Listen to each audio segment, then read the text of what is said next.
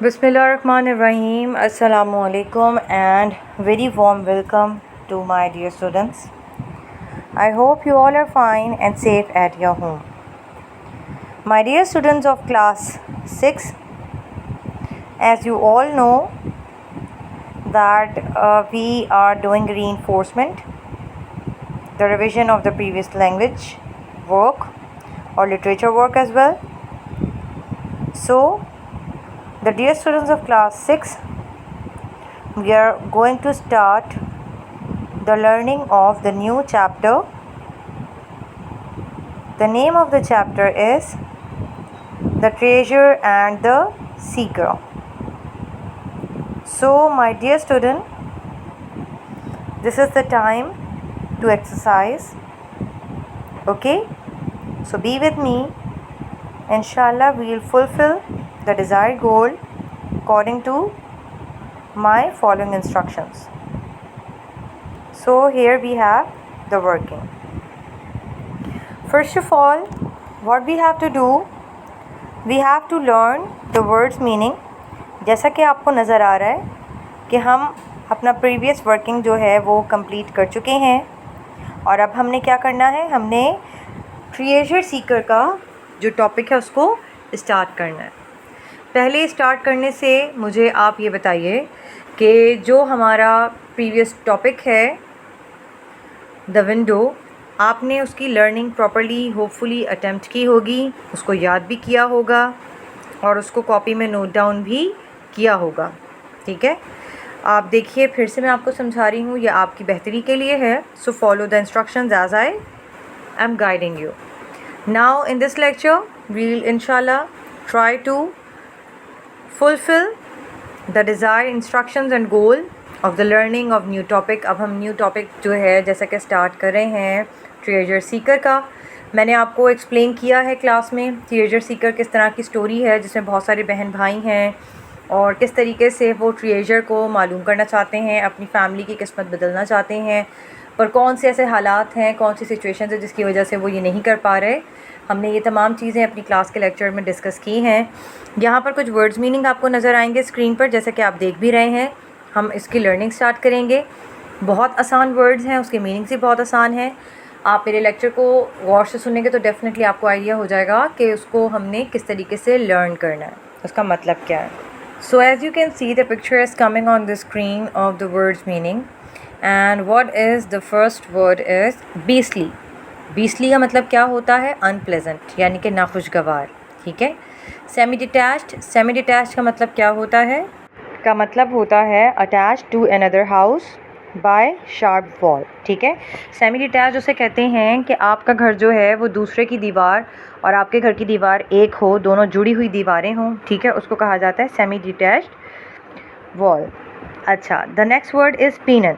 पीनन क्या होता है, अ लार्ज ट्रायंगुलर फ्लैग, यानी कि आपने देखा होगा अक्सर कार्टून मूवीज़ में कि एक पतली सी डंडी के ऊपर एक रेक्टेंगल कलर का बड़ा सा रेक्टेंगल शेप का बड़ा सा फ्लैग होता है कपड़े का। ठीक है, तो उसको कहा जाता है पीनन। ठीक है, जिसे हम कहते हैं large triangular flag. Sniveller, sniveller क्या होता है, a person who whines in tearful and complains in a self pitying way, यानी कि वो शख्स जो अपनी ज़िंदगी से बेजार हो, नाखुश हो और हर वक्त जो है अफसुर्दगी का मारा हो, उसको कहा जाता है स्निवलर।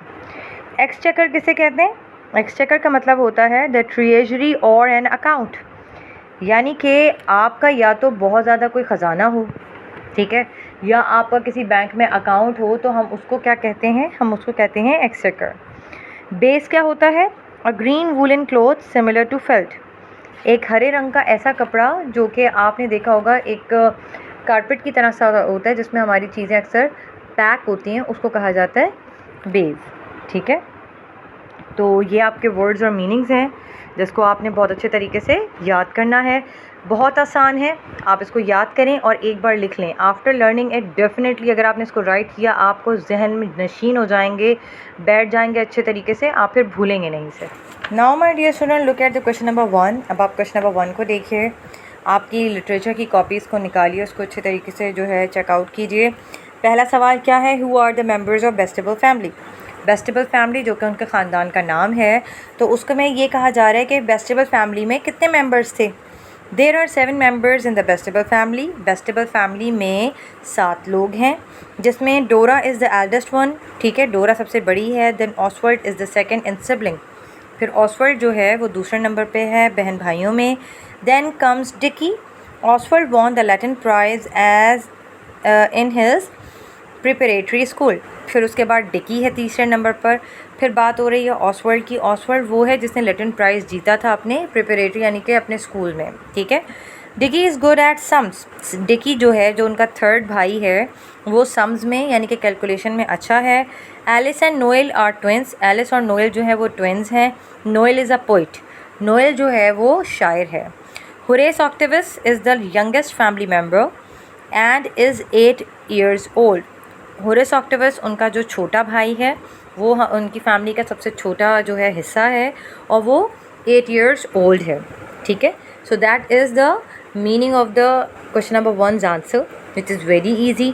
आपको अच्छे तरीके से लेक्चर अंडरस्टैंड करवाया गया है क्लास में, कोई मुश्किल चीज़ नहीं है। बहुत आसान सी बात है कि 7 बहन भाई हैं, वो उनकी फ़ैमिली के 7 अफराद हैं। उनकी फ़ैमिली का नाम वेस्टिबल फैमिली है। डोरा सबसे बड़ी है, फिर उसके बाद ऑसवर्ल्ड आ जाता है, फिर थर्ड पे डिकी है। ऑसवर्ल्ड ने लैटिन प्राइज़ जीता है प्रिपरेटरी स्कूल से। डिकी मैथ्स में बहुत अच्छा है। एलिस और नोएल जो हैं वो दोनों ट्विंस बहन भाई हैं।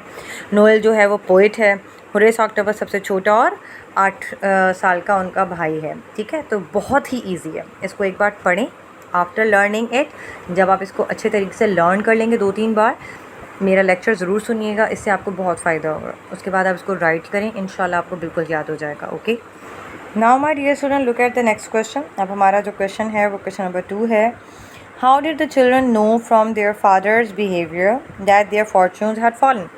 ठीक है, यानी कि बच्चों को किस तरीके से पता चलता है कि उनके अब्बू का जो बिहेवियर है वो बदल गया है और उनकी फ़ैमिली की जो किस्मत है वो अब ख़राब हो चुकी है, गिर चुकी है, ठीक है। तो क्या ऐसी बात है।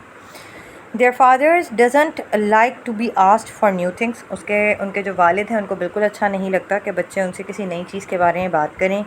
That was one way children had of knowing that the ancient house of vestibule were really fallen. और यही एक वजह थी जिसकी वजह से बच्चों ने अंदाज़ा लगाया कि या तो उनके मामलात बहुत ज़्यादा ख़राब हैं या फिर वो लोग अब उस तरह की कंडीशन में नहीं रहे और अब उनकी किस्मत जो है वो गिर चुकी है और उनका जो इतनी ज़्यादा दौलत और शान और शौकत थी वो ख़त्म हो चुकी है, ठीक है।